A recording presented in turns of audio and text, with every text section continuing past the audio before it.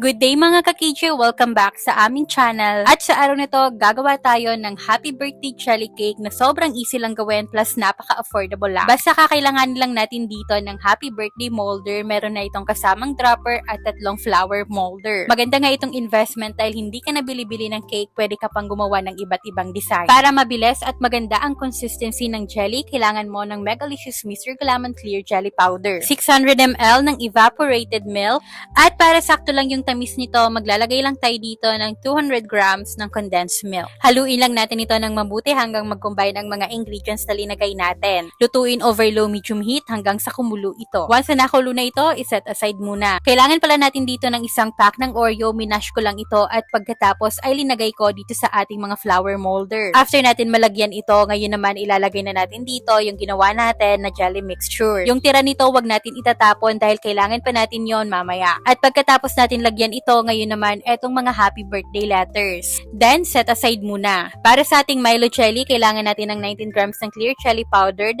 pack ng Milo powder, 450 ml ng evaporated milk, at 150 grams ng condensed milk. Haluin ito ng mabuti at lutuin over low-medium heat at kapag nakulo na, ilagay na sa molder. At habang hinihintay natin ito mag-set, ngayon naman ay lulutuin natin or i-reheat natin yung ating jelly kanina. At once na natunaw na ito at bumalik na sa pagka-liquid, ilagay na natin ang mashed Oreo. Then, kapag nag-set na din ang first layer, ilalagay na natin ito. At ganun lang kadali mga mare, meron ka ng masarap na jelly cake. Kailangan lang natin ito i-refrigerate overnight para sa mas magandang consistency. At ngayon, i-unmold na rin natin yung mga ginawa natin na flower molder at ilalagay lang natin ito dito sa ibabaw ng ating happy birthday cake. O diba, napakadali lang plus affordable lang din. Kaya kung gusto mo pa ng ganito mga dessert recipe, don't forget to like, subscribe at i-hit ang notification bell para updated ka pa sa mga susunod pa nating video.